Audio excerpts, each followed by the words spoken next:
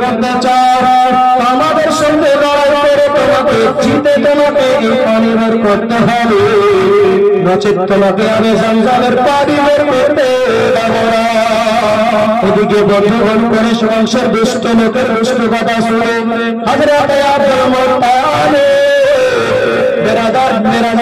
একজন সন্তান নিজের দুজনই বাপ বাবা, আর ওদিকে কুরাইশ বংশের বেরাদার বেশ কিছু দীর্ঘ